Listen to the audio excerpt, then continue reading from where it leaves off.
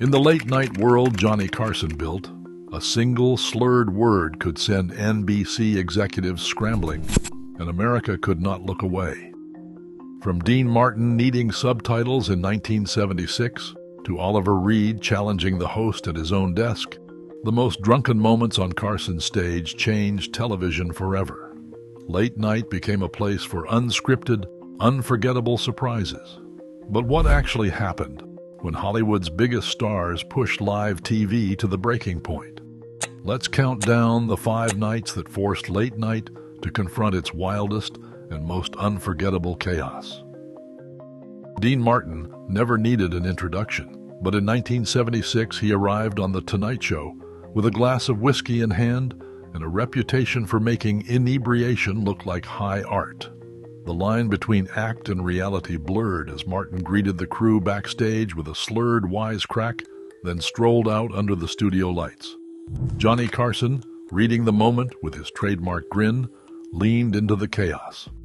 When Martin's answers began to tumble into one another, Carson deadpanned, "We are going to need subtitles for this one." The audience's laughter came in 2 waves. First, the thrill of seeing a legend off script, then the awkwardness, as Martin's words drifted further from the questions. Some viewers cringed, but most could not look away. NBC executives, watching from their offices, understood the trade-off. Martin's charisma made the spectacle feel sophisticated, almost glamorous. Ratings did not dip. If anything, they held steady, proof that America was willing to forgive a little sloppiness for a night with the king of cocktail comedy. For network brass, Martin's tipsy charm was a calculated risk. The audience, split between delight and discomfort, kept tuning in. Carson's quick wit and gentle teasing turned what could have been a disaster into a moment of late-night legend. Controlled chaos, perfectly timed for a country learning to love its celebrities with all their flaws. On this night, the rules of live television bent around Dean Martin's swagger, and the audience learned that sometimes the best punchlines come with a chaser. Oliver Reed didn't just bring a drink to The Tonight Show, he brought a storm. In the mid-1970s, Reed arrived backstage already deep into brandy, his reputation for wildness preceding him. Crew members on headset whispered warnings as Reed challenged a production assistant to a wrestling match before the show started. The tension backstage spilled over the moment Reed took his seat beside Johnny Carson. What began as a rambling anecdote about filming in Spain quickly veered off course. Reed, eyes blazing, slammed his glass on the desk and declared, "Let us see who is stronger, Johnny." Without warning, Reed grabbed Carson's hand, launching into an arm wrestling contest live on national television. The force of Reed's grip sent a wave of liquor across Carson's papers, drenching cue cards and leaving a spreading stain on the polished desk. For a split second, Carson froze, his legendary composure tested. The control room sprang into action. Director Bobby Quinn barked orders through headsets, cueing the cameras to pivot away from the chaos. Staff edged closer, ready to intervene if things turned ugly. Carson managed a tight smile, using his desk as a shield, and gently joked, "I usually save this for after the show." The segment ended early, cut to commercial with barely a warning. In the aftermath, crew debated whether Reed should ever be invited back. When the episode aired in syndication, Reed's most unhinged moments were trimmed away, but the memory lingered. For those in the studio, it was a lesson in how quickly live television could go from unpredictable to nearly uncontrollable. All it took was one guest, one drink too many, and a host who refused to lose his cool. Richard Harris arrived at NBC's Burbank studio with a whiskey glass in hand, having come straight from a bar on Sunset Boulevard. The crew watched as he settled onto the Tonight Show couch, still buzzing from the night's earlier rounds. Harris insisted on performing Shakespeare, waving his drink and declaring, "I am the king of the world," before launching into Hamlet. But the words tangled in his mouth, each line more slurred than the last. Laughter rippled through the audience, some amused, others uneasy, as Harris struggled to finish a single verse. Johnny Carson, sensing trouble, leaned in with a gentle tease. Carson said, "I think the bard might want his royalties back." The room relaxed. Carson's warmth turned embarrassment into a shared human moment. Behind the scenes, the control room braced for fallout. Producers huddled after the show, reviewing staff notes and audience reactions. According to later interviews, this was the night the show's leadership decided enough was enough. Production assistants were quietly tasked with monitoring the green room, counting drinks, and alerting producers if anyone crossed an invisible line.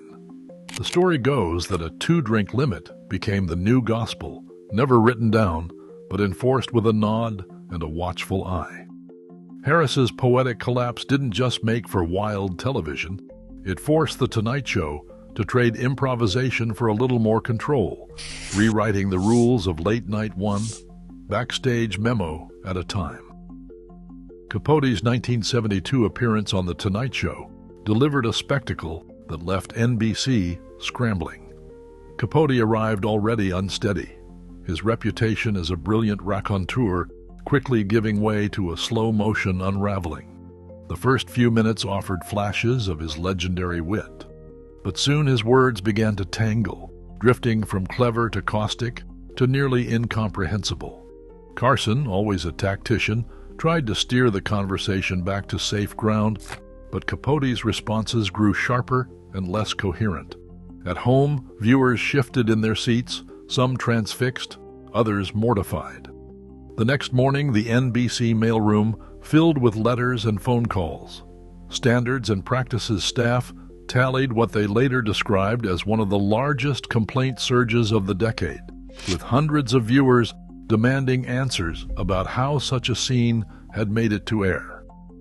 Inside NBC, executives faced a dilemma. The outrage was real, but so was the data. Nielsen ratings showed a spike in viewership immediately after Capote's segment. The paradox could not be ignored. The more unpredictable the guest, the more Americans tuned in.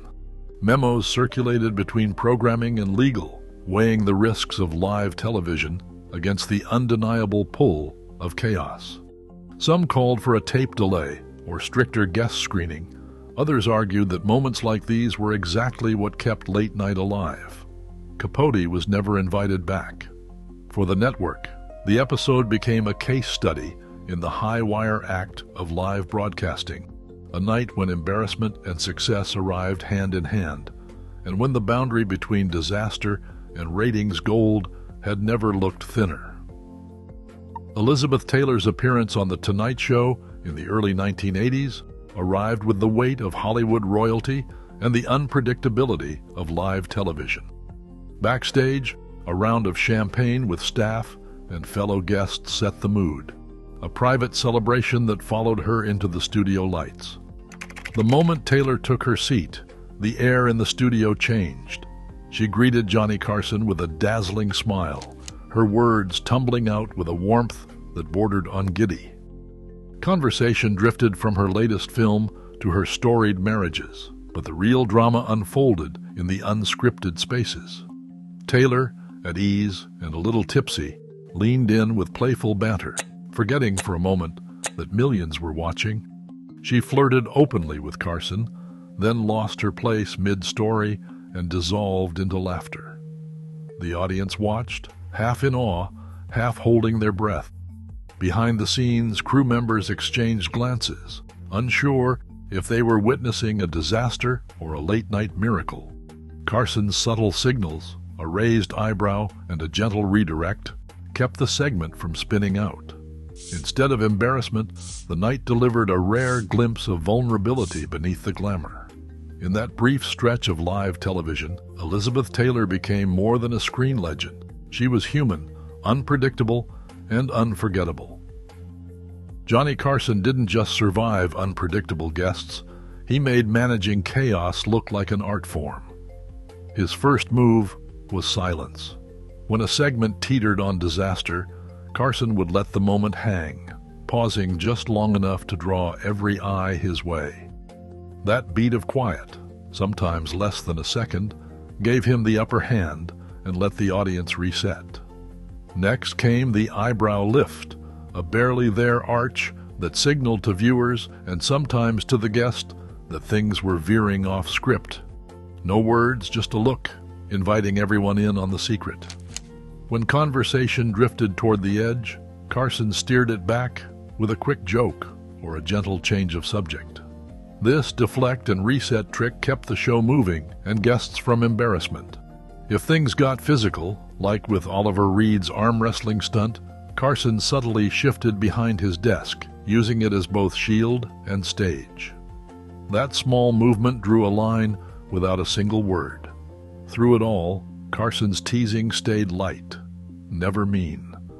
A soft jab, a shared laugh, and the guest's dignity remained intact. Producers later summed it up as a simple rule: rescue, not ridicule. Every pause, glance, and quip was a calculated move to keep live television thrilling but safe, proving that true hosting is as much about what you don't say as what you do. Live television still courts chaos, just with fewer cocktails and more viral clips. Carson's era proved that unpredictability hooks audiences, for better or worse. Today, authenticity, unfiltered and unscripted, remains television's greatest risk and reward. The camera's always rolling. What we reveal now shapes what we remember tomorrow. What's your take? For 30 years, Johnny Carson smiled on camera while America laughed along. Off camera, he whispered to Ed McMahon about guests he thought were monsters. Here are the 9 guests he privately called the worst of Hollywood's golden age. Joan Crawford's chilling demands. When Joan Crawford showed up for The Tonight Show in 1970, the studio felt it right away. She wasn't just a guest, she was an operation. Hours before cameras rolled, staff got a 4-page memo from her team. The note spelled out the chair angle, the exact lighting setup, and even the temperature of the studio: 67 degrees. Not 66, not 68. Crew joked about bringing a thermometer just to survive the night. Crawford walked in 3 hours early with her own makeup crew. That move stung, since the show already had Emmy-winning artists on staff. But she brushed past them as if they didn't exist. A stagehand later recalled, "Everything had to be hers, on her terms. Our team might as well have been invisible." Johnny greeted her warmly on set, but behind the curtain things took a darker turn. A young production assistant delivered a glass of water to Crawford's dressing room. The girl had only been on the job a few weeks. Crawford exploded. Witnesses said she called the assistant brainless and shouted that she belonged in a brothel, not a studio. The crew froze in the hallway, listening. The assistant ran out in tears. Crawford demanded she be fired. The producer refused, and the tension never left the building that night. Once the taping began, viewers saw the perfect Hollywood star. Hair set, smile bright, posture flawless. Every word seemed casual, but it wasn't. A producer remembered, she rehearsed every line, every laugh, every look. None of it was real. During breaks, she sat in silence, face hard as stone. The moment the red light blinked back on, the mask returned. Carson struggled. He was famous for pulling the best out of his guests, but Crawford gave him nothing. After the show, he leaned to Ed McMahon and muttered, "I've interviewed corpses with more personality." Years later, when Christina Crawford's book, Mommy Dearest, exposed alleged abuse inside the Crawford home, Johnny didn't act surprised. A friend recalled him, nodding quietly, "I saw who she was in those few hours. I believe every word." That night in 1970, the audience thought they saw old Hollywood grace. Carson and his crew saw something else, a legend with ice in her veins who left the room colder than the 67 degrees she demanded. Frank Sinatra's bullying power. He could walk onto The Tonight Show and light up the room. The audience cheered, Johnny smiled, and the cameras adored him. But once the red light switched off, another side showed up. Carson never forgot it. Sinatra rolled into the studio like he owned the place. He didn't come alone. 8 men usually followed, and none of them looked like showbiz assistants. Crew members said it felt more like security detail for a mob boss than an entourage for a singer. They'd spread through the halls, leaning on doors, watching every move. A cameraman later said, "It felt like being under surveillance." The tension grew worse once Sinatra hit the stage. During one taping in the early 70 seconds, a floor manager gave him the standard 3-minute warning. Every guest got it. Sinatra didn't care. He yanked the man by his tie and hissed, "Nobody tells me when I've got 3 minutes. I'll go on when I'm ready." The manager, a Korean War veteran, was left shaken. Johnny watched the whole thing from the monitor backstage. He nearly canceled the segment. Ratings were the only reason the singer made it to air that night. Sinatra's arrogance stretched further. He canceled appearances at the last second, sometimes when he was already inside the building. One night, he simply announced he wasn't in the mood. Crews scrambled, guests got reshuffled, and Carson fumed. Carson's dislike sharpened after one commercial break. Sinatra made a loud remark about a female staffer's looks. Johnny's face dropped. He cut in, cold as ice. "We don't talk about my staff that way here." Crew said. The room went silent. Sinatra didn't expect to be checked, not by anyone, certainly not by Carson. When cameras came back, the smiles returned, but the tension stayed. From that moment, Johnny changed how often Sinatra appeared. Normally, Carson avoided interfering in bookings, but after the insult and the tie incident, he gave direct orders, no more than once a year. A rare move for the host. Orson Welles defies show rules. He had the voice of a king and the ego to match. When he showed up at The Tonight Show in the mid-1970s, Johnny Carson expected a big personality. What he didn't expect was a man who acted like the show belonged to him. Welles started by rejecting every question Carson's writers prepared. The team had carefully drafted notes, but Welles crossed out each line with a pen and handed back a blank sheet. He told them their work was pedestrian. That left Carson with no roadmap for the interview. For most hosts, it would have been a disaster. For Carson, it was a headache he never forgot. Once on the couch, Welles turned into a one-man act. Scheduled for a neat 7 minutes, he stretched his segment to nearly 25.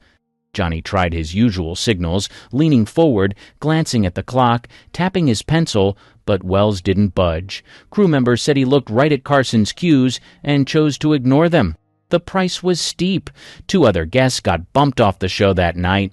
The trouble didn't stop there. Welles ordered water but refused to address assistants directly. Instead, he waved toward them and said things like, "Tell the girl I need more." When the cameraman adjusted angles, he stood up mid-show and tried to direct them himself. A producer later recalled, "He actually walked to the camera and started explaining shots like he was on a movie set." Johnny was livid. Carson valued discipline and timing. The Tonight Show lived on tight control, and Welles blew holes through it. Between stories about Europe, Shakespeare, and Hollywood politics, he drifted in every direction. Editing was a nightmare. He thought rules were beneath him, one staffer said.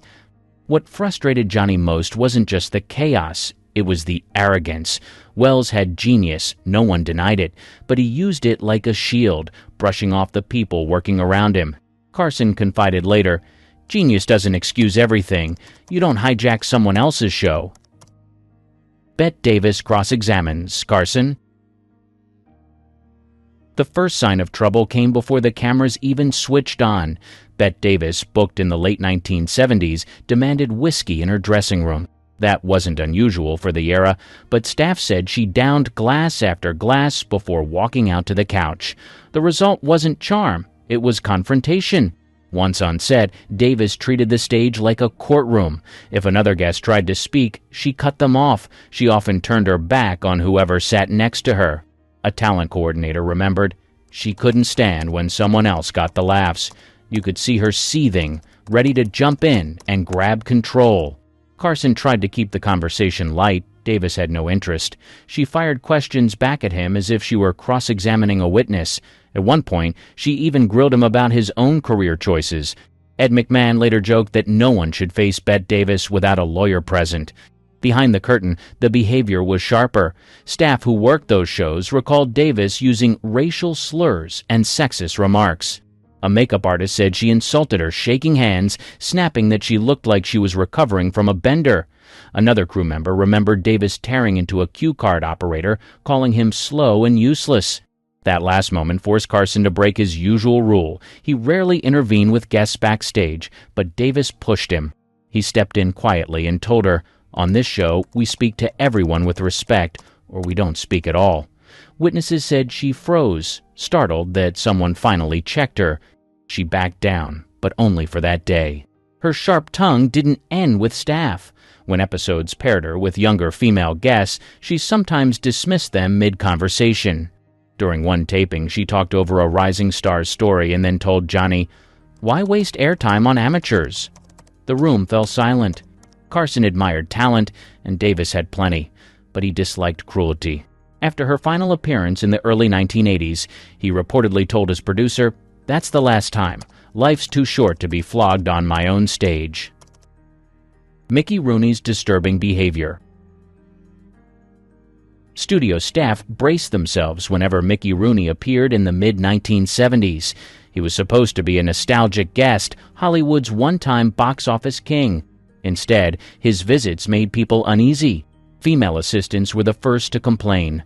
Rooney grabbed hands when water was delivered, held wrists too long, and asked if the women were married. One production assistant later said, "We'd ask not to be assigned to him. You knew it wouldn't stay professional." The pattern became so common that coordinators quietly rotated younger women away from his dressing room.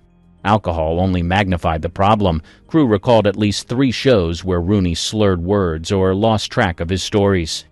In 1977, he launched into an anecdote about Judy Garland that quickly spiraled into comments Johnny had to cut off mid-sentence. During the break, Carson leaned to his producer and asked, "Is he drunk, or is this just who he is now?" Guests sitting next to him weren't safe either. On one taping, a young actress promoting her first film endured a string of off-color remarks from Rooney. Carson noticed her discomfort and, after the show, personally apologized. A longtime director remembered, "I'd never seen Johnny so embarrassed by a guest." Generational excuses didn't help. Rooney, born in 1920, came from an era when certain behavior toward women was brushed aside. But Carson drew a clear line. Respect mattered on his set. After repeated incidents, he insisted Rooney's appearances be taped in the daytime, not live at night. The change gave the crew a chance to edit if things went off the rails. Zsa Zsa Gabor's diva chaos. By the late 1970s, staff on The Tonight Show had a running joke. If Zsa Zsa Gabor was booked, clear the schedule. Nothing ever ran on time when she came through the door. Her demand started days before taping. Coordinators received lists that looked like parodies. The dressing room must be kept at 74 degrees. Fresh orchids only, no carnations. Perrier water with 3 ice cubes exactly. Her own lighting technician flown in at the show's expense. And no female guests under 40 allowed on the same episode. A talent coordinator later admitted, "We thought it was a prank the first time we saw it." Refusing her requirements wasn't an option. If something was missing, she simply wouldn't come out of her room. Once, she delayed taping for nearly an hour because the foundation in the makeup department wasn't her preferred brand. A shouting match erupted between her and the head artist until Johnny himself picked up the phone. He told her, "Ja, honey, you look beautiful already. We've got a show to do." She came out, but only after staff were sent rushing to Beverly Hills to buy the product. On set, the audience saw the glamorous Hungarian star with the playful accent. Backstage, staff scrambled. Lighting crews stayed on edge. Assistants double-checked temperatures with thermometers. Stagehands remembered hiding out of sight to avoid being barked at. A cameraman said, "You could feel everyone stiffen when she walked in." The chaos bled into the show itself. One night, she arrived 40 minutes late, then scolded Carson for mispronouncing her name during the introduction. Johnny snapped afterward. "Next time she wants on, tell her it's The Tonight Show starring Zsa Zsa Gabor and I'll play her sidekick." Despite the exhaustion she caused, she kept being invited back. The reason was simple. When cameras rolled, she worked. Gabor had the kind of stage presence that guaranteed ratings. Carson tolerated her, but barely. After one particularly drawn-out taping, he muttered to a producer, "I'd rather interview a cat. At least the cat wouldn't need 3 assistants and special lighting." Shelley Winters explodes on air. She was supposed to be an easy guest. 2 Oscars, decades of experience, and a lifetime of stories. Instead, she became one of the most unpredictable figures ever to sit across from Johnny Carson. Writers prepared light questions about her films. Winners threw them out. She'd launch into fiery monologues that had nothing to do with the topic. One night in the mid-1970s, Carson asked about her latest project. She pivoted to a 5-minute rant about government corruption. Johnny tapped his pencil, glanced at the clock, and tried to cut in. She kept going. A director later said, "With Shelley, you didn't guide the conversation. You waited for her to run out of steam." Her volatility wasn't limited to politics. Winters had a temper that sometimes turned physical. On a British talk show, she famously threw a glass of whiskey into Oliver Reed's face after one of his crude remarks.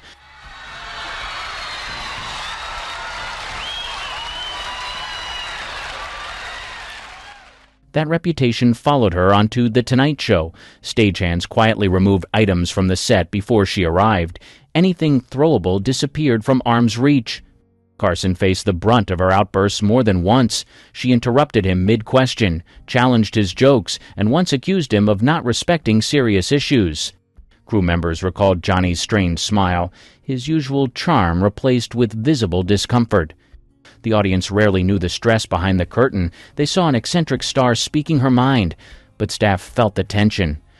Producers whispered reminders into Johnny's earpiece to pivot quickly if Winters went off track.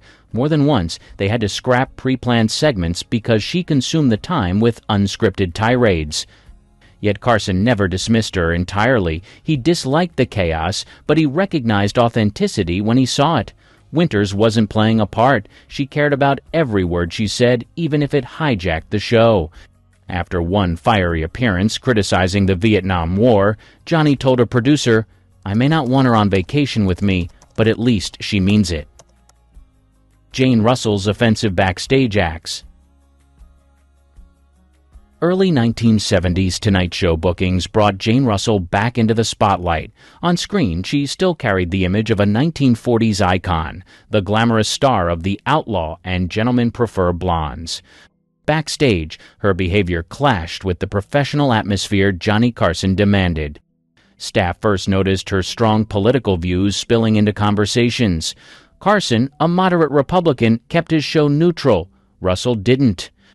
She used breaks to push hardline opinions on whoever was nearby. A producer later said, "She'd corner crew or guests and unload." Johnny hated that. More troubling were her comments toward LGBTQ staff. Accounts from employees at the time described her refusing to let a gay makeup artist touch her face. She asked for a replacement without hesitation, embarrassing the crew in front of colleagues. Another coordinator remembered her making remarks about not working next to certain types, code everyone understood. The problem grew bigger when Rock Hudson's name came up. Hollywood insiders knew his private life, even if the public didn't. Russell reportedly refused to appear on the same episode as him, making derogatory comments that reached Carson's ear. He valued loyalty to his team, and Hudson had been a friend of the show. That refusal cut deep. One night in 1973 sealed her fate. During a commercial break, Russell made dismissive comments about civil rights legislation. Crew nearby overheard her remarks. They circulated quickly, and Johnny learned about it before the taping ended. According to a former producer, he didn't raise his voice, but the decision was made. She wouldn't be invited back. Carson rarely banned stars. Even when he disliked guests, ratings often kept the door open. Russell was different. Her opinions didn't just clash with Carson's politics, they humiliated staff and insulted people Johnny respected. After that year, her name disappeared from the booking sheets. Jerry Lewis crosses the line. By the mid-1970s, Jerry Lewis had become one of the most divisive guests on The Tonight Show. His public image was spotless. He was the comic genius behind The Nutty Professor and the face of annual telethons that raised millions for muscular dystrophy research. But Carson and his staff saw another side. Lewis walked onto the set with a kind of swagger that irritated Johnny right away. He interrupted jokes, hijacked questions meant for other guests, and once even reached over to adjust Carson's tie on air.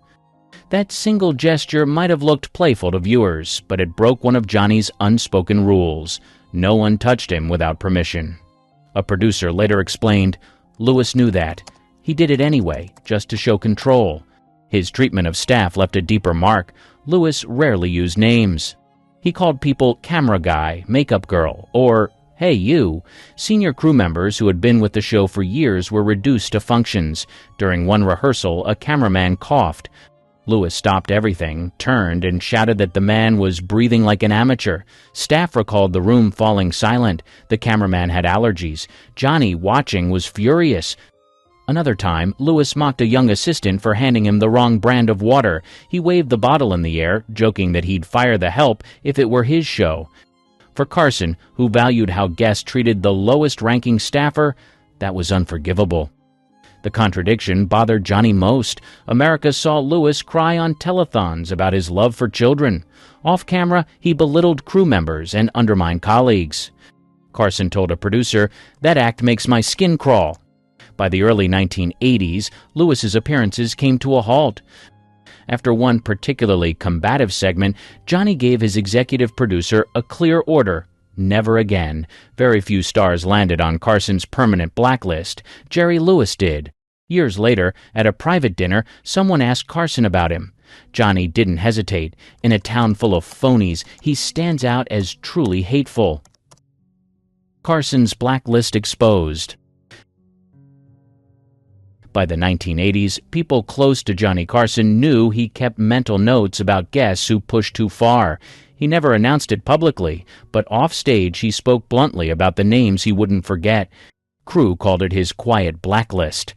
Carson wasn't quick to judge. He tolerated egos, nerves, and even bad interviews. But there were limits. He told his director more than once, "How they treat the assistants tells me everything I need to know." That test became the dividing line. Stars who belittled staff, shouted at cue card holders, or insulted makeup artists often ended up on that private list. As the years passed, the names stacked up. Joan Crawford with her 4-page demands, Frank Sinatra grabbing a manager by the tie, Orson Welles bulldozing through segments, Bette Davis tearing into crew, Mickey Rooney crossing lines with women, Zsa Zsa Gabor delaying shows over makeup, Shelley Winters hijacking tapings with tirades, Jane Russell humiliating staff over politics, and Jerry Lewis mocking everyone in his path. Each one had been tolerated once, sometimes twice, but Carson didn't forget. Friends who visited him in the later years recalled how candid he became. One producer said, "He'd laugh about some guests, but when certain names came up, he'd go stone cold." In those conversations, Carson admitted he had deliberately cut appearances short, or, in rare cases, blocked a return entirely. The blacklist wasn't about ratings. Carson knew big names drew viewers, but he still placed behavior above numbers. That decision stood out in an industry where fame usually excused everything. A longtime staffer summed it up, "Johnny had nothing to gain by calling them out. He was already at the top. If he said someone was cruel, you could believe it." In the 1990s, after he retired, more stories surfaced in books and biographies that matched what Carson had whispered years earlier. Christina Crawford's Mommy Dearest echoed what Johnny saw in Joan. Reports of Sinatra's violent streak lined up with what the crew remembered. Even Lewis's reputation for arrogance became public knowledge as colleagues shared similar accounts. Carson never wrote the list down. He didn't need to. His crew remembered who was welcome back and who quietly disappeared from the booking sheets. In his own quiet way, Johnny had already judged them, and his verdict carried weight inside Hollywood. In the golden age of Hollywood, where glamour ruled and movie stars shined brightly on the silver screen, there existed a darker underbelly of ruthless ambition, bitter rivalries, and fiery tempers. Behind the dazzling smiles and polished exteriors, some of Hollywood's biggest names made enemies left and right, whether with co-stars, directors, or even their own families. In this video, we'll unravel the stories of the most hated women in old Hollywood, from the ruthless Joan Fontaine to the ambitious Anne Baxter and the scandalous Zsa Zsa Gabor. We'll delve into their notorious feuds, power struggles, and the controversies that left them despised both on and off set. How did Joan Fontaine's lifelong rivalry with Olivia de Havilland spill onto the screen? What sparked the enmity between Anne Baxter and Bette Davis during All About Eve? And why was Zsa Zsa Gabor's name synonymous with scandal? Joan Fontaine. Fontaine's most infamous rivalry was with her sister, Olivia de Havilland. Their feud was legendary, stretching back to childhood and intensifying when both pursued careers in Hollywood. It became an open secret that the two sisters despised each other, and their contentious relationship often played out in public. In 1942, the tension came to a head at the Academy Awards. Fontaine and de Havilland were both nominated for Best Actress, Fontaine for Suspicion, and de Havilland for Hold Back the Dawn. When Fontaine was announced as the winner, she brushed off de Havilland's attempt to congratulate her, leaving her sister humiliated and fuming. De Havilland never forgave Fontaine for this slight, and the sisters barely spoke for decades afterward. The rivalry was so intense that even Joan's autobiography was titled No Bed of Roses, in which she criticized de Havilland for trying to steal her roles and their mother's affection. Fontaine's feud with de Havilland wasn't the only relationship she struggled with.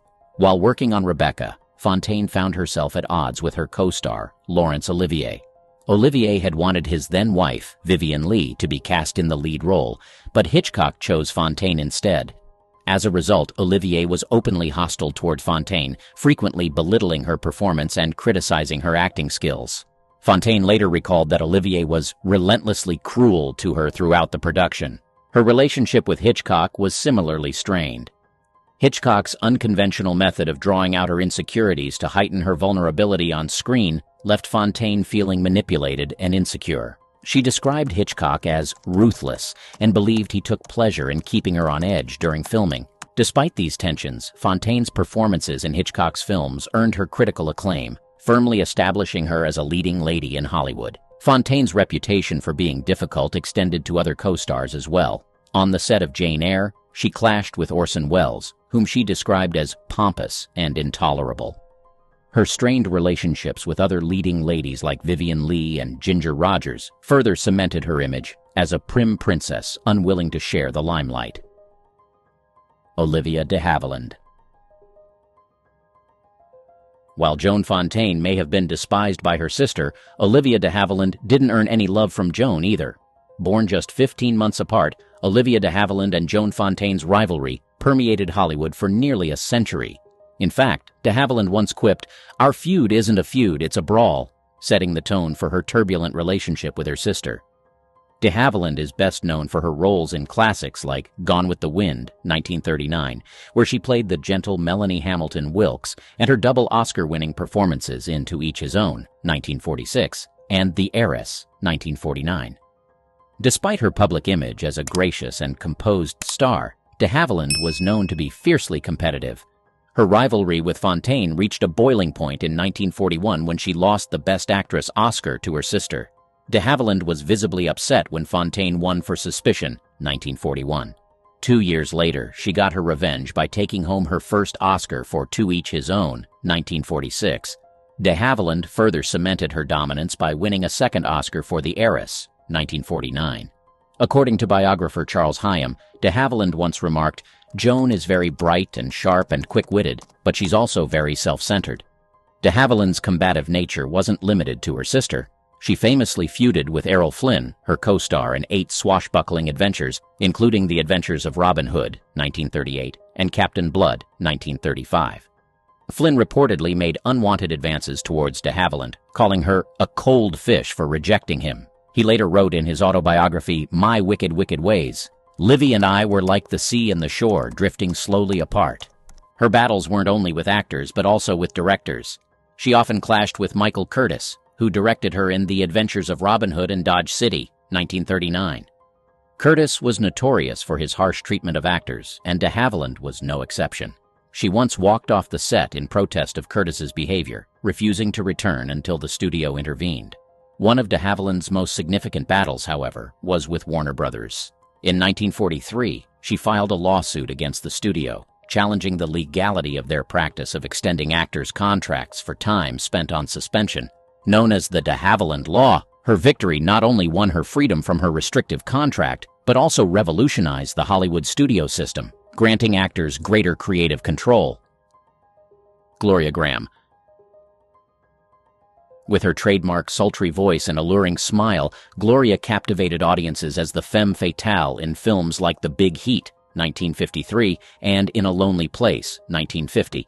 But behind the smoldering allure was a troubled actress whose life was riddled with scandals, making her one of old Hollywood's most controversial figures. Graham's off-screen life was often more dramatic than her roles.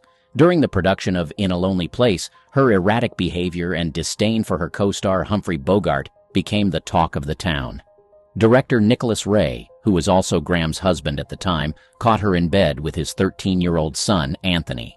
The scandal led to their divorce in 1952, and Graham married Anthony Ray 10 years later. This notorious relationship alienated many of Graham's colleagues, including her former husband and director Nicholas Ray.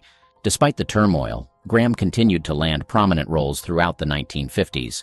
Her performance in The Bad and the Beautiful, 1952, earned her an Academy Award for Best Supporting Actress, though her win was overshadowed by rumors of her behavior on set. Co-star Lana Turner reportedly refused to work with Graham again, describing her as unprofessional and a manipulative diva. Graham's relationship with directors was just as volatile. On The Big Heat, she clashed with Fritz Lang, who described her as impossible to direct due to her constant demands for script changes. Her behavior became so intolerable that Lang allegedly considered replacing her, but producer Robert Arthur insisted she stay. Despite the tension, Graham delivered one of her most iconic performances as the doomed Moll, Debbie Marsh. Further controversy erupted during the production of Oklahoma, 1955, where Graham played Ado Annie. Co-star Eddie Albert claimed that she was a nightmare to work with, frequently arriving late and demanding special treatment. Her performance was widely criticized, with New York Times critic Bosley Crowther calling her miscast and unconvincing. Miriam Hopkins. She was one of the most successful actresses of the pre-Code era. Miriam Hopkins, known for her roles in films like Dr. Jekyll and Mr. Hyde, 1931, Designed for Living, 1933, and The Story of Temple Drake, 1933. Her beauty and talent made her a sought-after leading lady, but her temperamental nature and fierce competitiveness made her difficult to work with. Hopkins had a notorious reputation for being arrogant and demanding, often clashing with directors and co-stars alike. One of her earliest disputes was with director Ruben Mamoulian on Dr. Jekyll and Mr. Hyde. Mamoulian recalled that Hopkins was volatile and challenging, requiring constant reassurance about her performance.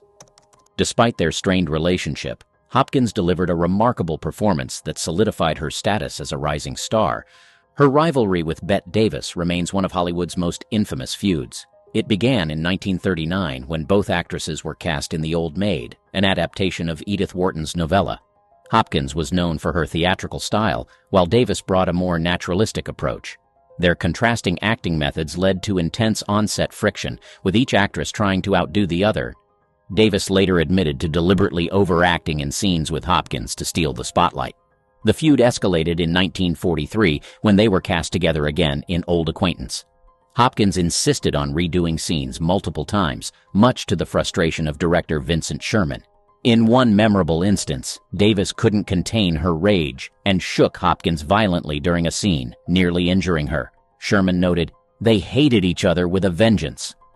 Hopkins' arrogance also put her at odds with leading men like Frederick March and Herbert Marshall.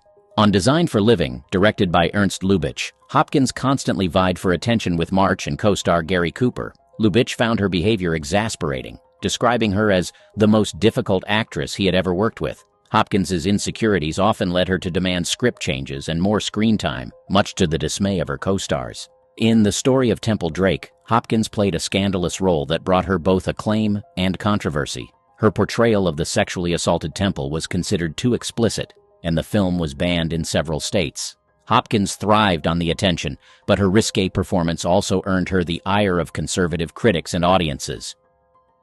Mae Clarke. Clarke's career was marked by both triumph and turmoil.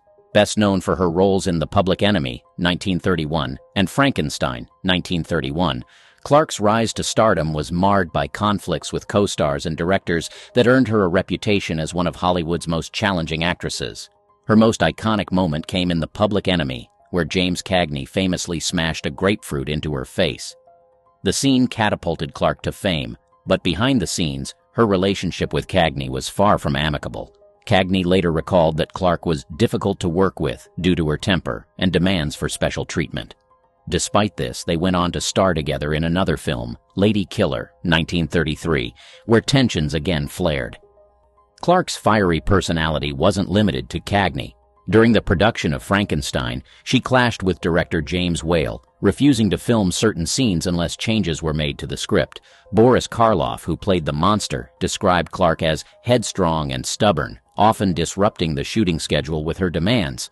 However, her performance as Elizabeth Lavenza was well received, and Frankenstein became one of the most influential horror films of all time. Off-screen, Clarke's relationships with other actresses were equally strained. She reportedly had a contentious rivalry with Anne Dvorak, her co-star in Three Wise Girls, 1932, over billing and screen time. Dvorak once quipped, "Mae was always ready for a fight, even when no one was interested." Their rivalry was exacerbated when Clarke accused Dvorak of trying to steal her role in the Penguin Pool murder, 1932. Despite her early success, Clarke's career began to decline in the mid-1930s. Her uncooperative behavior and penchant for conflict made her unpopular among studio executives. In one notable instance, she clashed with director George Stevens on the set of The Housekeeper's Daughter, 1939, walking off the set after an argument over her lines. Stevens eventually convinced her to return, but the incident solidified her reputation as unreliable. Clarke's turbulent personal life also contributed to her fall from grace. Her first marriage to F. Scott Ames ended in divorce after just 2 years, and her second marriage to Stevens Bancroft lasted even less. By the early 1940s, Clarke's star had dimmed significantly, and she was relegated to supporting roles and bit parts. Anne Baxter. Anne's portrayal of the ambitious Eve Harrington in All About Eve, 1950, remains one of cinema's most iconic performances. But Baxter's role as the conniving understudy wasn't far removed from her real-life persona, as she garnered a reputation for ambition and manipulation both on and off the screen. Baxter's rise to fame was swift. By 23, she had already won an Academy Award for Best Supporting Actress for her role in The Razor's Edge, 1946. But it was her role in All About Eve that solidified her as a star. Her on-screen rivalry with Bette Davis mirrored their off-screen tension. Davis, who played the aging actress Margot Channing, found Baxter's performance to be too over the top and accused her of trying to upstage her. Davis once quipped, "She should have been called Anne Backstabber instead of Baxter." The tension between the two led to a bitter feud throughout the production. Baxter demanded equal billing with Davis, a move that infuriated Davis and further strained their relationship. Director Joseph L. Mankiewicz had to intervene repeatedly to keep the peace, describing their interactions as volatile and charged with animosity. Baxter's ambition wasn't limited to her rivalry with Davis. She frequently clashed with directors and co-stars. On the set of The Ten Commandments, 1956, she had a tumultuous relationship with director Cecil B. DeMille. Baxter, who played Nefertiti, reportedly demanded numerous script changes to give her character more screen time. DeMille found her demands exasperating, but ultimately acquiesced to some of her requests, believing her presence would enhance the film's commercial appeal. Her co-star Charlton Heston, who played Moses, found her behavior unpredictable and temperamental.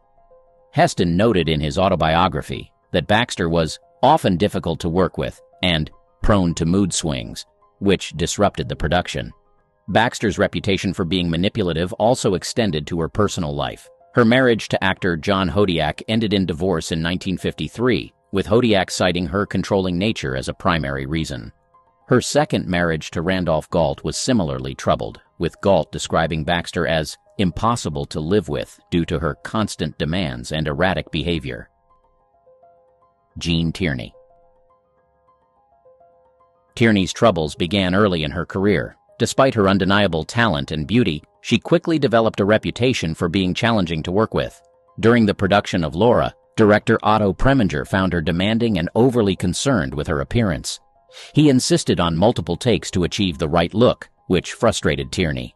Despite their clashes, Tierney delivered one of her most iconic performances, solidifying her status as a leading lady.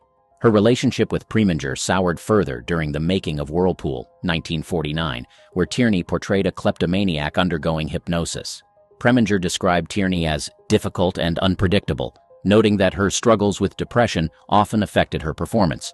Nonetheless, Tierney's nuanced portrayal received critical acclaim, though the tension between her and Preminger ensured they never worked together again. Tierney's behavior also strained her relationships with co-stars. On the set of Leave Her to Heaven, she clashed with Cornel Wilde, whom she reportedly found unprofessional and arrogant. Wilde later described Tierney as moody and distant, often refusing to speak to him between scenes. Despite the tension, Leave Her to Heaven became a major success, earning Tierney an Academy Award nomination for Best Actress. Another co-star who felt Tierney's wrath was Dana Andrews, with whom she shared the screen in Laura and the Iron Curtain, 1948. Andrews claimed that Tierney's perfectionism often led to heated arguments on set, describing her as a perfectionist to the point of exhaustion.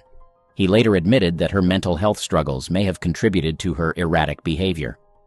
Tierney's insecurities about her appearance also made her demanding with makeup artists and costume designers. Edith Head, the legendary costume designer, noted that Tierney was obsessed with every little detail of her wardrobe, often demanding last-minute changes. Makeup artist Ben Nye recalled that Tierney would frequently refuse to leave her dressing room until every eyelash was perfectly placed. Tierney's personal life was equally tumultuous. Her first marriage to Oleg Cassini was marked by infidelity and financial woes, ultimately ending in divorce in 1952. Her subsequent relationship with Prince Ali Khan, the ex-husband of Rita Hayworth, was also rocky, with the prince's family reportedly disapproving of Tierney. Paulette Goddard. Goddard's rise to stardom began with her marriage to Charlie Chaplin in the early 1930s. While Chaplin's influence helped launch her career, her talent soon shined through in roles like the Gammon in Modern Times and Hannah in The Great Dictator. However, her marriage to Chaplin was rocky, marked by infidelities and professional rivalries. The two divorced in 1942, and Chaplin later remarked that Goddard was ambitious to a fault. Her role in So Proudly We Hail brought her acclaim, but also conflict. Goddard allegedly sabotaged her co-star Veronica Lake's performance, insisting on script changes that would favor her character. Lake later accused Goddard of conniving to steal scenes and using her charm to manipulate directors. Despite the tension, Goddard received an Academy Award nomination for her performance. Goddard's ambitious nature often put her at odds with her co-stars and directors. On the set of Unconquered, 1947, she clashed with director Cecil B. DeMille over creative control. DeMille wanted her character to appear more vulnerable, while Goddard insisted on portraying a stronger woman. Their arguments became so heated that DeMille reportedly threatened to replace her. Her relationship with co-star Fred MacMurray in Standing Room Only, 1944, was also strained. MacMurray found Goddard controlling and dismissive, claiming she often undermined his suggestions for their scenes. However, Goddard brushed off his criticism, stating, "In this business, you've got to look out for yourself." Susan Hayward. Hayward's early career was marked by determination. Born Editha Mariner, she came to Hollywood from Brooklyn in 1937, vying for the role of Scarlett O'Hara in Gone with the Wind. Although she didn't get the part, she secured a contract with Warner Brothers, eventually moving to Paramount, where she starred in Bo Gesta, 1939, and Reap the Wild Wind, 1942. However, her uncompromising attitude often put her at odds with directors and co-stars. One of her most notorious feuds was with Bette Davis during the production of Where Love Has Gone, 1964. Hayward and Davis clashed over creative control, with each actress demanding top billing and rewrites to enhance their roles. Their rivalry became so intense that director Edward Dmytryk had to shoot their scenes separately to avoid confrontations on set. Davis reportedly called Hayward a pushy, demanding redhead, while Hayward found Davis pretentious and insufferable. Hayward's conflicts weren't limited to Davis. On The Lusty Men, 1952, she had a tumultuous relationship with director Nicholas Ray. Ray described her as uncontrollable and moody, often refusing to take direction and insisting on rewriting her lines. Co-star Robert Mitchum also found her difficult, calling her a temperamental spitfire.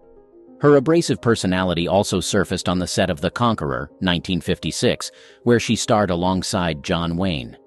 Wayne and Hayward were both known for their strong personalities, leading to frequent arguments about their scenes. Wayne later remarked that Hayward was like handling dynamite, volatile and unpredictable. Zsa Zsa Gabor. The Hungarian-born socialite and actress, Zsa Zsa was known as much for her lavish lifestyle and glamorous image as for her acting career. While she appeared in films like Moulin Rouge, 1952, and Lily, 1953, her flamboyant personality and penchant for controversy overshadowed her roles, earning her a reputation as one of Hollywood's most notorious divas. In 1989, Gabor was arrested for slapping Beverly Hills police officer Paul Kramer after he pulled her over for a traffic violation. The highly publicized trial ended with Gabor serving 3 days in jail and paying fines and compensation. The incident solidified her image as a temperamental diva, and she made the most of the publicity, quipping, "He deserved it." Gabor's diva behavior extended to her co-stars and directors as well. On the set of Queen of Outer Space, 1958, she clashed with director Edward Burns over her character's costumes, insisting on wearing more glamorous outfits than the role required. Burns later remarked, "Zsa Zsa was always demanding special treatment and refusing to listen to direction." Her feuds weren't limited to directors. Gabor often found herself at odds with fellow actresses, particularly Shelley Winters and Eva Gabor, her own sister. Winters described Gabor as outrageous and selfish, claiming that she would throw tantrums just to get attention. Meanwhile, Zsa Zsa's relationship with Eva was strained by jealousy and competition, leading to frequent arguments both on and off set. In her later years, Gabor became known for her eccentric public appearances and notorious legal battles. She married her 9th husband, Frederick Prince von Anhalt, in 1986, and the two remained together until her death.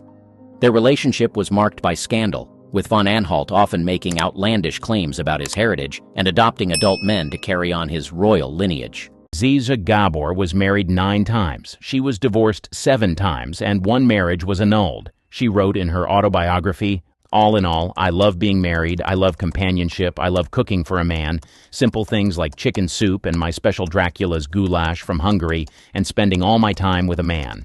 Of course, I love being in love, but it is marriage that really fulfills me. But not in every case."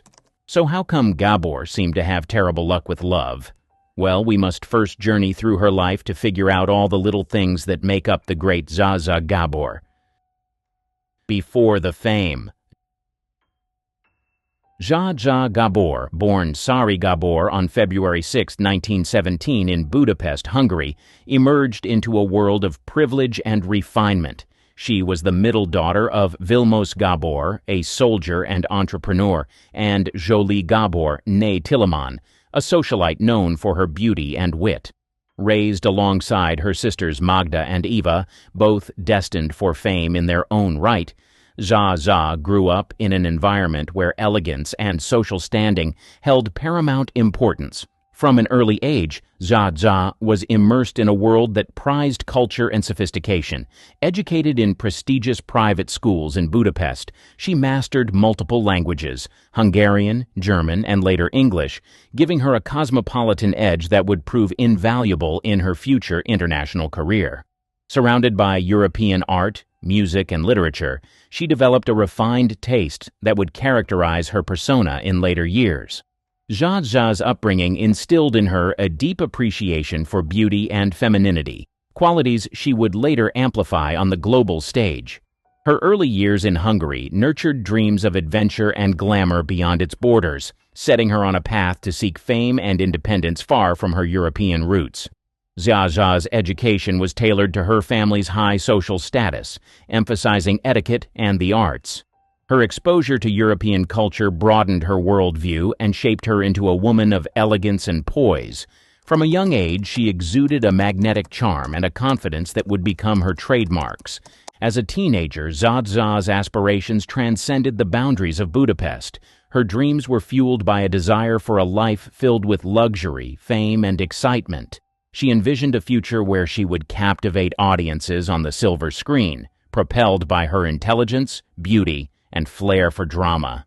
Zsa Zsa Gabor's early years laid a solid foundation for her future endeavors, blending privilege with ambition. Her journey from the splendor of Budapest to the allure of Hollywood would embody a relentless pursuit of fame and a determination to carve out a place for herself in the spotlight. Entering into Hollywood. Zsa Zsa Gabor's foray into Hollywood began in the early 1950s, marking the start of a glamorous and often controversial career. Arriving from Europe with a captivating presence, she quickly made an impact with her unique blend of old-world charm and modern allure. Her debut in Lovely to Look At, 1952, introduced audiences to her elegant persona, setting the stage for a series of roles that showcased her sophistication and comedic talent. In We're Not Married, 1952, Zsa Zsa portrayed a socialite entangled in a comedic marital mix-up, demonstrating her ability to navigate both humor and glamour on screen. These early roles established her as a versatile actress with a magnetic screen presence, paving the way for further opportunities in Hollywood. Throughout her career, Zsa Zsa Gabor became synonymous with the epitome of Hollywood glamour. One of her standout performances was in Moulin Rouge, 1952, directed by John Huston. In this Technicolor spectacle, she mesmerized audiences as Jane Avril, a celebrated can-can dancer, embodying the vibrancy and allure of Parisian nightlife during the Belle Époque. In Touch of Evil, 1958, directed by Orson Welles, Zsa Zsa Gabor brought her charm to the noir genre, playing a seductive nightclub performer. Her role added depth to the film's dark narrative, showcasing her versatility beyond comedic roles and solidifying her status as a captivating presence on screen. Beyond film, Zsa Zsa Gabor made frequent and memorable appearances on television, where her wit and larger-than-life persona charmed audiences. Her television engagements further cemented her reputation as a cultural icon of elegance and sophistication during Hollywood's golden era. Cultivating an image. Zsa Zsa Gabor built an image in the media that epitomized Hollywood glamour, elegance, and a touch of scandal. From her early days in Hollywood to her later years as a beloved celebrity, she exuded a magnetic charm that captivated both fans and critics alike.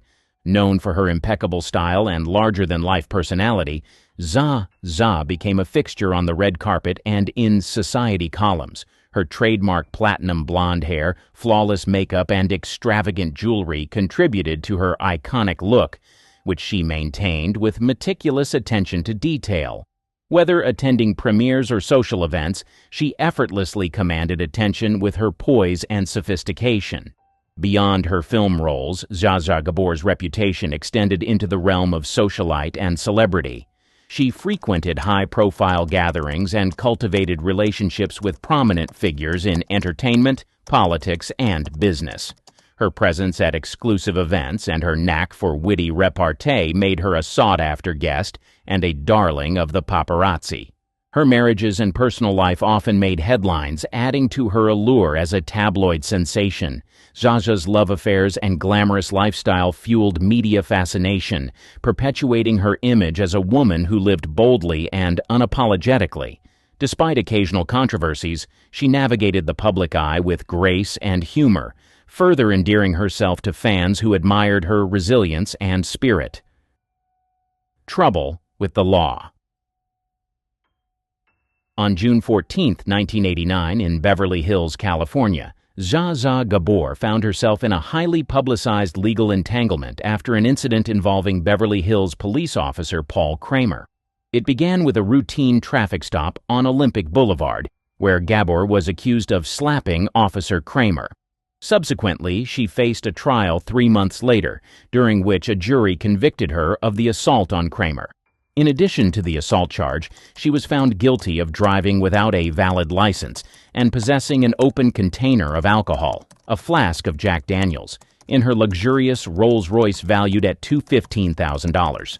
However, the jury acquitted her of the charge of disobeying Kramer when she drove away from the traffic stop.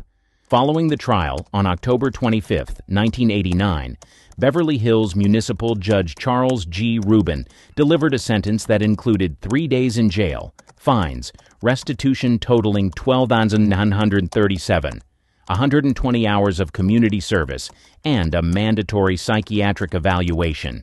Despite initially contesting the conviction, Gabor eventually decided to drop her appeal on June 14, 1990, agreeing to serve her sentence.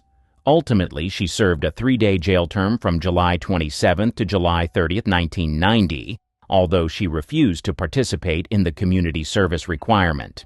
In addition to legal troubles, Zsa Zsa Gabor also became embroiled in a protracted feud with fellow actress Elke Sommer, stemming from an incident dating back to their appearance together on Circus of the Stars in 1984. The conflict escalated over the years, culminating in a multi-million-dollar libel lawsuit filed by Summer against Gabor and her husband by 1993. The court ruled in favor of Summer, awarding $3.3 million in combined general and punitive damages, further complicating Gabor's public image and financial affairs. Beyond legal battles and interpersonal conflicts, Gabor faced financial setbacks, notably linked to investments with Bernie Madoff's firm. In January 2009, it was reported that forensic accountants estimated her losses could amount to as much as $10 million due to investments managed by a third party associated with Madoff's operations, underscoring the extent of her financial challenges in later years. Gabor's saga with love and romance. Zsa Zsa Gabor, renowned for her glamorous Hollywood career, was equally famous for her tumultuous love life that kept the tabloids buzzing and audiences captivated. Her romantic journey unfolded like a series of dramatic episodes, each marriage a chapter in a saga of love, scandal, and public fascination. Her first notable marriage was to Conrad Hilton, the hotel magnate, a union that began amidst the backdrop of World War II's uncertainties. Their relationship was a whirlwind of passion and conflict, marked by Hilton's alleged gambling habits and Zsa Zsa's high society lifestyle. Despite the allure of their glamorous facade, their marriage faced challenges that ultimately led to a highly publicized separation. Following her divorce from Hilton, Zsa Zsa's next prominent partner was the charismatic British actor, George Sanders. Their union promised Hollywood allure and European sophistication, but behind the scenes, Sanders' reputation as a charming womanizer clashed with Zsa Zsa's own flirtatious nature. Their marriage, often tumultuous, played out in the public eye with headlines of infidelity and passionate disputes, capturing the public's imagination.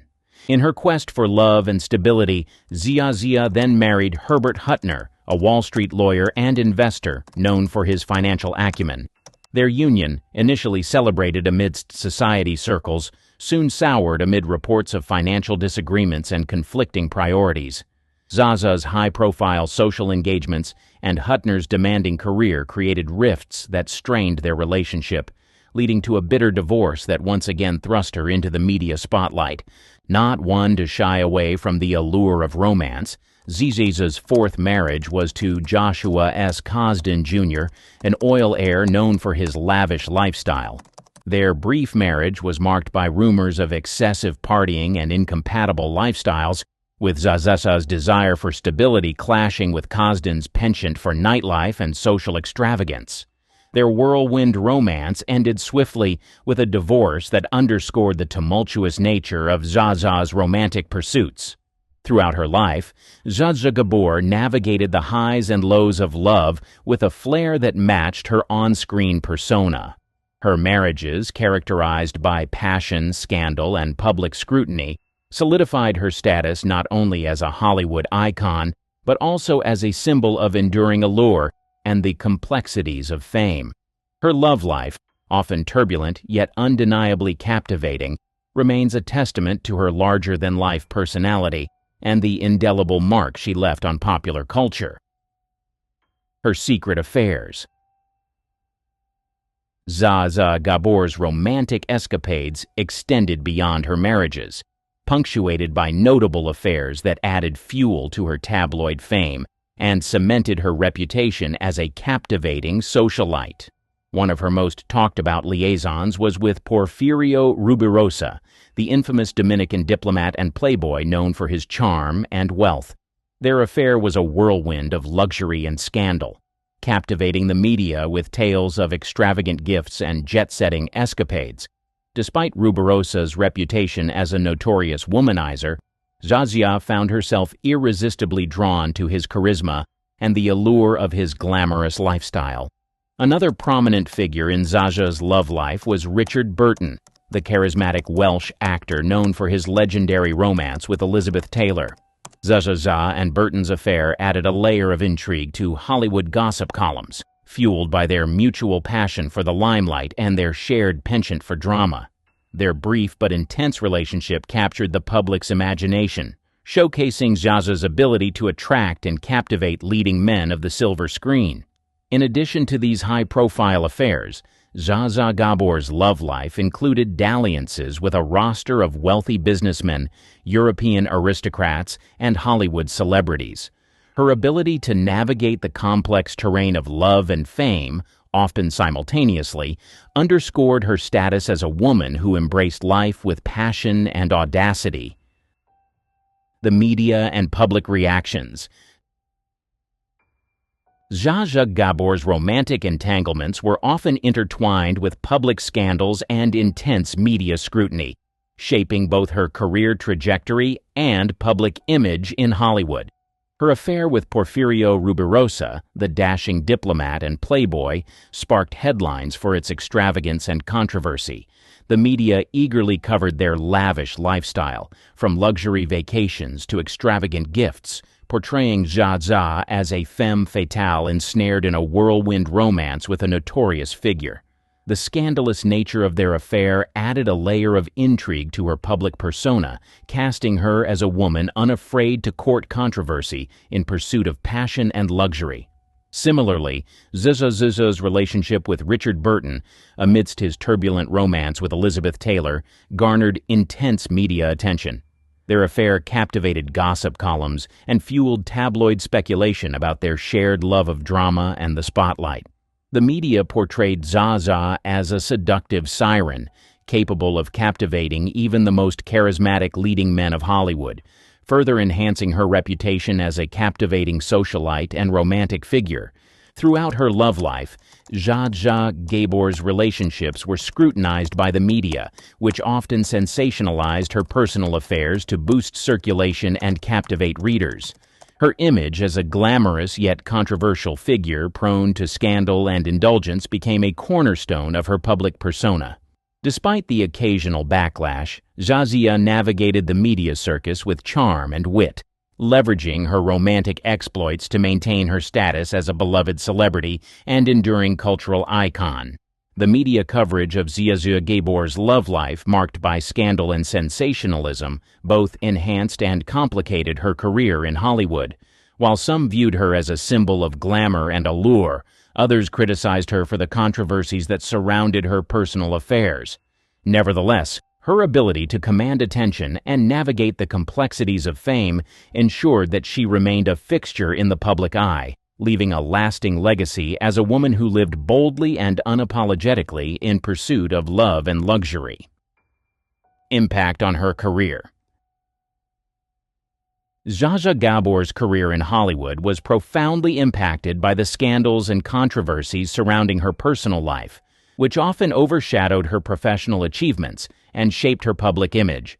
The intense media scrutiny of her romantic escapades, from high-profile marriages to scandalous affairs, contributed to a narrative that portrayed Zsa Zsa as more than just a glamorous actress. Her image as a socialite and femme fatale, perpetuated by tabloid coverage of her love life, sometimes eclipsed her talents as an actress and entertainer.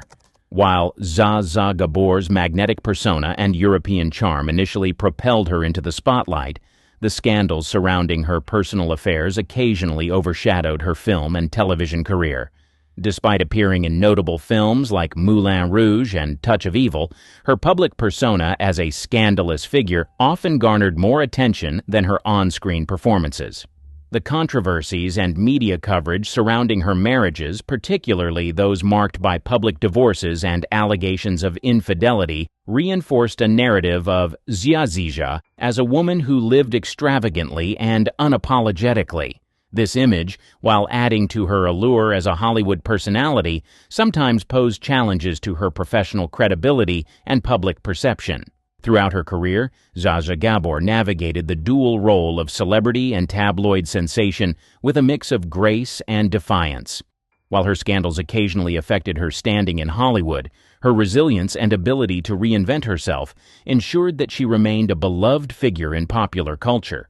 Her enduring legacy as a symbol of glamour and extravagance continues to fascinate audiences, underscoring the complex interplay between personal life and public image in the world of entertainment.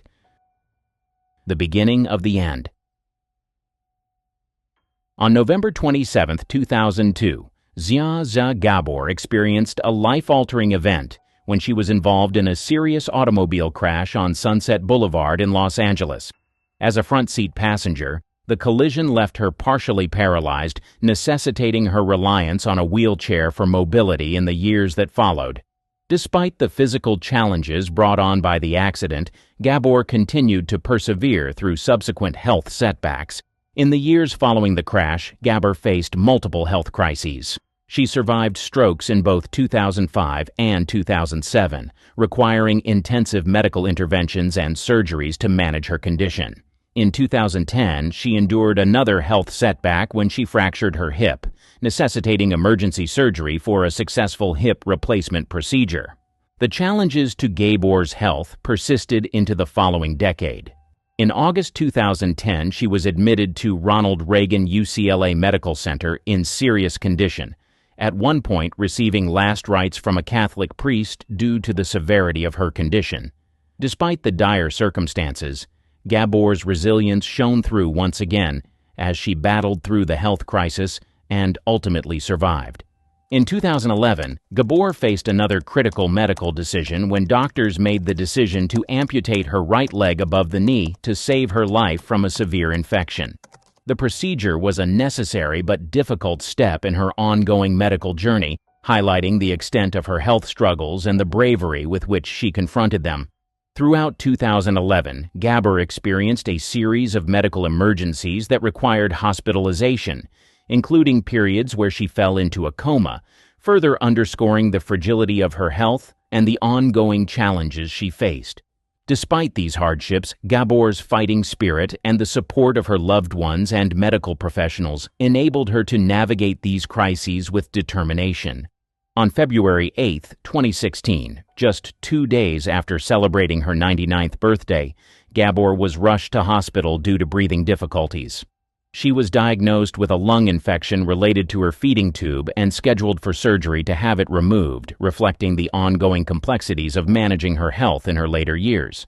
In April 2016, amidst her ongoing health battles, it was reported that Gabor's husband, Prince von Anhalt, was making arrangements for them to relocate to Hungary in anticipation of her 100th birthday. This move was in accordance with Gabor's wishes to return to her homeland and spend her remaining years there, symbolizing her enduring connection to her roots despite the challenges she faced in her later life. Deborah Kerr, the versatile cheat. When you think of an actor who has played every possible kind of role in Hollywood, think of Deborah Kerr. She was a British actress whose career was a roller coaster of saintly roles and saucy transformations. However, this diversity earned her a place among the most beloved and the most hated Hollywood actors in history. So what happened? Well, Kerr started her journey as the quintessential English Rose. She graced the silver screen as a prim schoolteacher and a noble princess. Yet beneath that demure exterior lay a desire for roles that would break her free from the shackles of convention. She achieved this dream soon enough when she was found frolicking in the waves with a dashing Burt Lancaster. But did her morals change along with her on-screen persona? This question sparked a public debate that raged on for years. Even among all the controversies, Kerr's acting talent shone through. She was honored with multiple Academy Awards from 1951 to the 1960s. The turning point of Kerr's reputation, however, came when she had a quarrel with her husband. A lover's quarrel with a friend and an ill-fated affair shook the foundation of her personal life. From that point onwards, her acting journey was a mess of broken contracts and missed roles.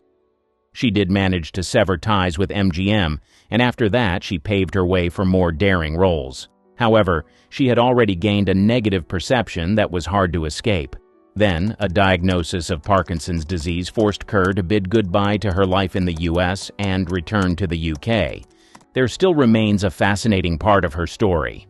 Did you know that within months of her passing, her husband and biographer also passed away? They were all the same age, 86. Hedda Hopper, failed actress, bashful writer. She was one of the most notorious and influential gossip columnists in Hollywood history. Born Elda Furry on May 2, 1885, in Hollidaysburg, Pennsylvania, Hedda Hopper grew up in a modest family. Her father was a butcher, and she was one of 9 children. Elda's upbringing was strict and religious, with her parents instilling in her a strong sense of discipline. As a young woman, Elda left home to pursue a career in acting. She joined a stock theater company and traveled around the country, honing her craft. In 1913, she married actor DeWolf Hopper, who was 27 years her senior. It was during this time that she adopted the stage name Hedda Hopper. Her acting career was modest, and she appeared in a number of silent films, but she never achieved significant success as an actress. Hedda's life took a dramatic turn in the 1930s when she reinvented herself as a gossip columnist. She started writing a column for the Los Angeles Times in 1938, and it quickly became one of the most read and influential columns in Hollywood. Her sharp wit and fearless reporting earned her both fans and enemies. Hedda Hopper's columns were filled with scandalous tidbits about the personal lives of Hollywood stars. She was known for her ability to uncover secrets and wasn't afraid to use her column as a weapon. If a star or studio crossed her, she would retaliate with damaging stories. One of her most infamous feuds was with actress Joan Bennett. When Bennett sued Hopper for defamation, the case was settled out of court, but the feud left a lasting impact on both women. Hopper was also known for her strong political views. She was an ardent anti-communist and used her column to support the Hollywood blacklist during the Red Scare. She accused numerous actors, writers, and directors of being communists or communist sympathizers, ruining many careers in the process. Her involvement in the blacklist made her a highly controversial figure and deepened the animosity toward her.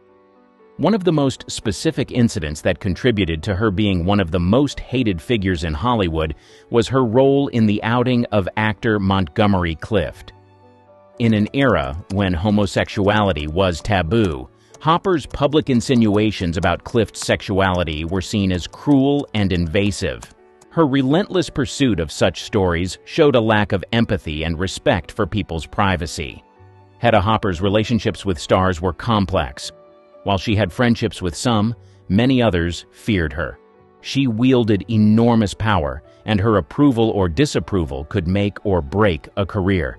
This power dynamic created an atmosphere of tension and distrust. Norma Shearer, the spoiled star. A name that resonates with classic Hollywood glamour, Norma Shearer had a life and career filled with both adoration and animosity. Born Edith Norma Shearer on August 10, 1902, in Montreal, Canada, she grew up in a wealthy family. Her father was a successful businessman, but after he faced financial difficulties, the family moved to New York City.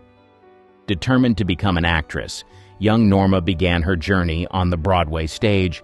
From Broadway to Hollywood, Norma's undeniable talent and striking beauty soon caught the attention of Hollywood.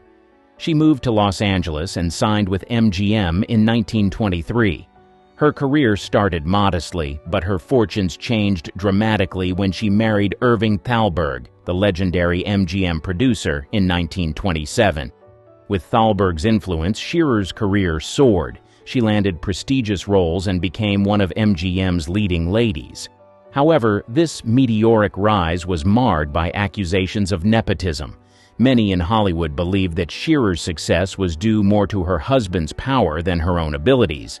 This perception of favoritism tainted her accomplishments and created a wave of resentment among peers and the public alike.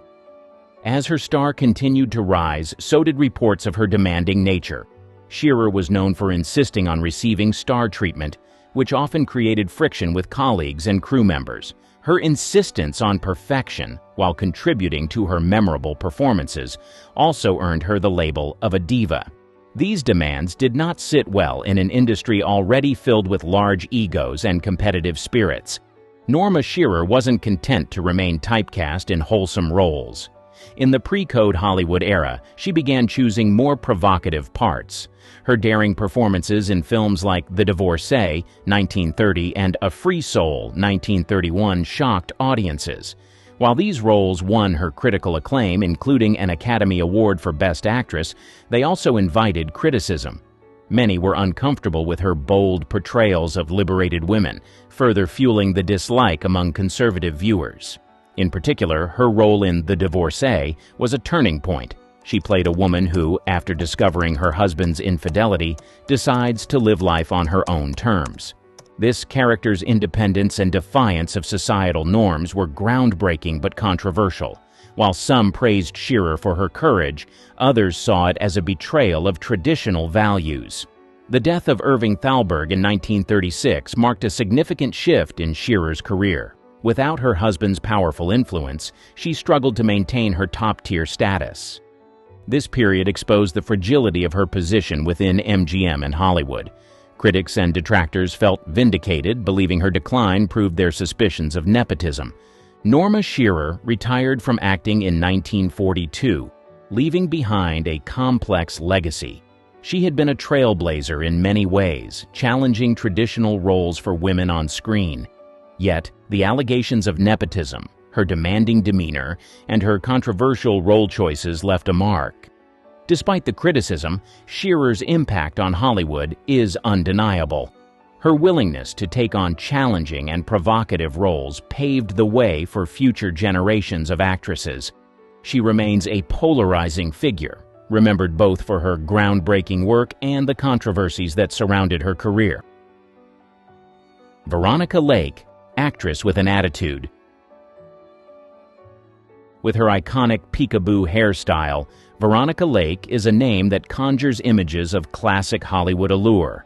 Born Constance Frances Marie Ockelman on November 14, 1922, in Brooklyn, New York, she experienced a turbulent childhood marked by the early loss of her father in a ship explosion.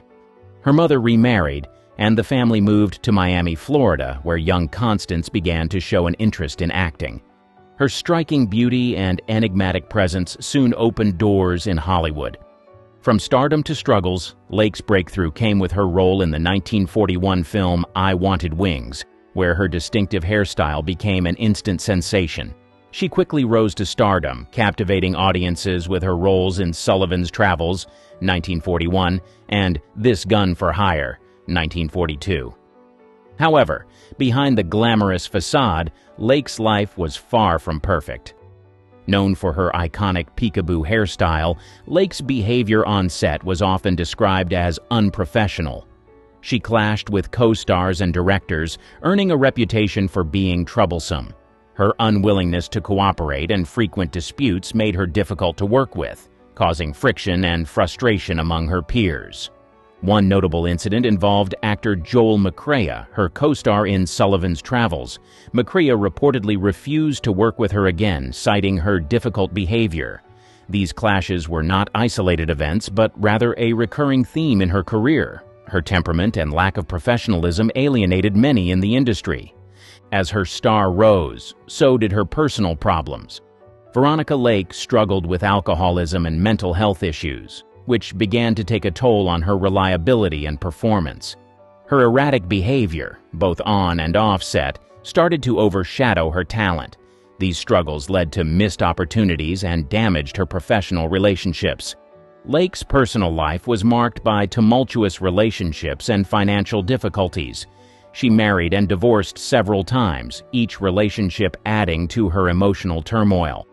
Her battle with alcoholism further exacerbated her mental health issues, making it increasingly difficult for her to maintain her career. As her career waned, her erratic behavior and inability to maintain professional relationships contributed to her negative image. By the late 1940s, the roles began to dry up. Hollywood, always quick to move on, had little patience for stars who caused more trouble than they were worth. Lake's once promising career was in sharp decline. Desperate for work, she took on less prestigious roles and even attempted a stage career, but her reputation preceded her. Audiences and critics alike were unforgiving of her past indiscretions. The woman who had once been a symbol of Hollywood glamour was now struggling to make ends meet. In the 1950s, Lake's fortunes took an even darker turn. She was arrested for public drunkenness and faced numerous legal and financial problems. Her life became a tragic tale of a fallen star unable to reclaim her former glory. In her later years, Veronica Lake worked as a waitress in New York City, a far cry from her days as a Hollywood star. She wrote an autobiography, Veronica, in 1969, hoping to set the record straight and gain some financial stability. Sadly, she passed away from hepatitis and acute kidney injury on July 7, 1973, at the age of 50. Veronica Lake's legacy is a poignant reminder of the fleeting nature of fame and the harsh realities of Hollywood. Her beauty and talent made her a star, but her personal demons and professional difficulties led to her downfall.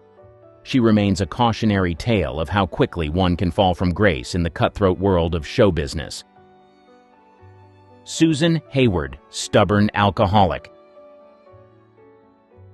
A fiery redhead with a commanding presence, Susan Hayward was one of Hollywood's most compelling actresses. Born Edith Mariner on June 30, 1917 in Brooklyn, New York, she grew up in a working-class family. Her early life was marked by hardship, but her determination to succeed was evident from a young age. Hayward's beauty and ambition led her to the world of modeling, and soon after, she found herself in Hollywood, auditioning for the role of Scarlett O'Hara in Gone with the Wind. Although she didn't get the part, it opened doors for her in the film industry. Hayward's breakthrough came in the early 1940s with roles in films like Beau Geste, 1939, and Reap the Wild Wind, 1942. Her performances garnered attention, and she quickly rose to fame. However, behind her success, Hayward was known for her temperamental nature. Her fiery temper and clashes with directors and co-stars became notorious in Hollywood. Her strong-willed personality often led to on-set conflicts, creating a challenging environment for those around her. One notable incident involved director Henry Hathaway, with whom she worked on several films. Their clashes were legendary, with both personalities being equally strong-willed. Despite the tension, their collaborations often resulted in powerful performances, showcasing Hayward's undeniable talent. Yet, these frequent conflicts contributed to her reputation as difficult to work with. As Hayward's career progressed, her personal struggles began to overshadow her professional achievements. She battled with alcoholism, which significantly impacted her behavior and reliability. Her struggles with alcohol were well known in Hollywood, and they often led to erratic behavior both on and off set. These issues further tarnished her reputation and made it difficult for her to maintain professional relationships. Gene Tierney, the unpredictable. Renowned for her ethereal beauty and remarkable talent, Gene Tierney was one of Hollywood's brightest stars. Born on November 19, 1920 in Brooklyn, New York, Tierney was raised in a wealthy family that nurtured her artistic inclinations. She attended prestigious schools and traveled extensively, which helped shape her sophisticated persona. Her stunning looks and acting ability soon caught the attention of Hollywood scouts, and she made her film debut in the early 1940s. Tierney's rise to stardom was swift, with notable roles in films like Laura, 1944, and Leave Her to Heaven, 1945. Her performances were critically acclaimed, and she quickly became one of the industry's leading ladies.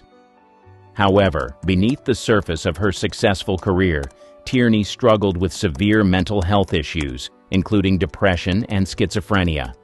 These battles significantly impacted her life and career, leading to erratic behavior that often made her unreliable professionally.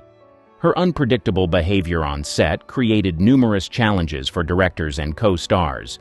There were instances where she would become difficult to work with, causing delays and tensions during productions. This unpredictability made her a less desirable choice for filmmakers who needed dependable stars for their projects. Despite her undeniable talent, these issues often overshadowed her work, affecting her professional reputation. Tierney's personal life was also fraught with difficulties. Her struggles with mental health were well documented and became a subject of public interest. This scrutiny further contributed to a negative perception of her, despite her many achievements. The public's fascination with her private life often eclipsed her professional accomplishments, casting a shadow over her legacy. Despite these challenges, Tierney's performances continued to captivate audiences. Her beauty and talent were undeniable, and she left an indelible mark on the film industry. Yet, her story remains a poignant reminder of the toll that mental health struggles can take on even the brightest of stars. Jean Tierney's legacy is one of both triumph and tragedy, highlighting the complexities of life behind the glamour of Hollywood. Joan Fontaine, sibling rivalry. Born Joan de Beauvoir de Havilland on October 22, 1917 in Tokyo, Japan, to British parents, Joan Fontaine had a childhood marked by contrasts. Alongside her older sister Olivia de Havilland, Joan experienced early life in Japan and then moved to California, where their parents divorced. This early instability shaped Joan's resilience and ambition. In the 1930s, both sisters embarked on acting careers, with Olivia initially finding success in Hollywood. Joan followed suit, adopting her stage name to differentiate herself. Her breakthrough came with the film Rebecca, 1940, directed by Alfred Hitchcock, where she showcased her talent and earned critical acclaim. This launched her into stardom and paved the way for further successes in the 1940s, including an Academy Award for Best Actress for her role in Suspicion, 1941. Despite her achievements, Joan Fontaine's journey in Hollywood was marred by a strained relationship with her sister Olivia, which began in their youth and persisted throughout their lives. Their rivalry, exacerbated by professional competition and personal differences, often played out in the public eye. This tension, fueled by media scrutiny and industry gossip, contributed to Joan Fontaine being perceived as aloof or difficult by some of her colleagues. While she maintained a dedicated fan base and continued to work in film and television, the perception of her as a contentious figure lingered. Joan Fontaine's career trajectory reflects not only her talent and resilience, but also the complexities of navigating fame and familial rivalry in the golden age of Hollywood. Orson Welles, Industry Cold War. A cinematic genius, Orson Welles occupies a unique place in Hollywood's history, celebrated for his visionary direction, yet ensnared in a tumultuous relationship with the industry that often cast him among its most divisive figures. Renowned for his versatility and profound acting prowess, Welles soared to fame, but it was his daring ambition and boundary-pushing creativity that frequently clashed with studio expectations. Welles cemented his legacy with Citizen Kane, a film hailed as a masterpiece by critics and a testament to his directorial brilliance. Yet, its release marked a turning point in Welles's career, polarizing audiences and studios alike. Despite initial acclaim, subsequent directorial efforts such as It's All True and The Magnificent Ambersons encountered severe setbacks, marred by studio interference that left Welles disillusioned with the Hollywood system. Navigating through disappointments, Welles turned to independent projects, occasionally triumphing with films like Touch of Evil.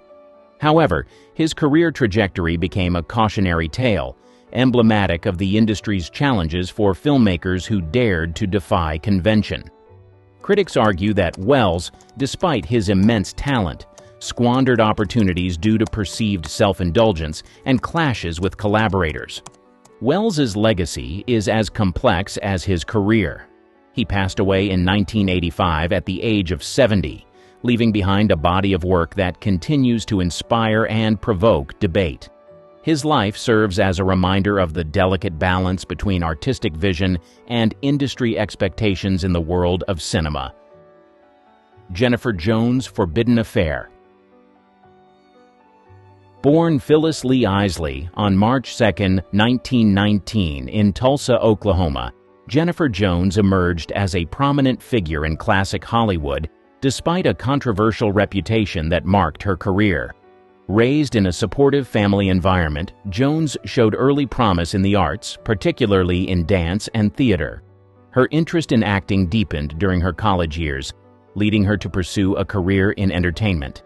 Jones's breakthrough came when she was discovered by Hollywood mogul David O. Selznick, who not only signed her to a contract, but also groomed her for stardom. Under Selznick's guidance, she adopted the stage name Jennifer Jones and began her ascent in the film industry. Her early roles, characterized by a delicate beauty and emotional depth, earned her critical acclaim and a devoted fan base. Despite her initial success, Jones's career was overshadowed by personal controversies and professional challenges. She became entangled in a scandalous affair with Selznick while married to actor Robert Walker, leading to public scrutiny and a tarnished public image. Her roles in films like Duel in the Sun, 1946, and Portrait of Jenny, 1948, garnered mixed reviews, with critics often pointing to her perceived lack of range and depth as an actress. Jones's reputation as one of the most disliked actresses of her era stemmed not only from her personal scandals but also from industry perceptions of her acting abilities.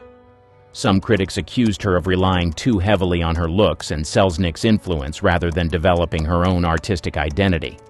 As Hollywood evolved, Jones struggled to adapt, further contributing to her contentious legacy. Despite the controversies and criticisms, Jennifer Jones remains a fascinating figure in Hollywood history, symbolizing both the allure and pitfalls of fame. Her story serves as a reminder of the complexities and challenges faced by actresses navigating the golden age of cinema. Betty Hutton, on-set drama queen. Born Elizabeth June Thornburg on February 26, 1921 in Battle Creek, Michigan, Betty Hutton had a tumultuous childhood marked by poverty and family instability. At a young age, she found solace in performing, singing, and entertaining, which eventually led her to pursue a career in show business. Hutton's big break came when she was discovered by a talent scout and signed by Paramount Pictures in the early 1940s.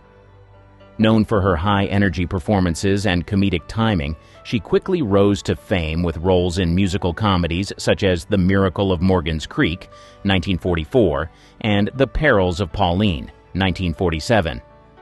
Despite her initial success, Betty Hutton's career was marred by several factors that contributed to her unfavorable reputation in Hollywood. One of the primary reasons was her reportedly difficult personality and volatile behavior both on and off the set. She was known for being demanding, temperamental, and often clashed with directors, co-stars, and studio executives.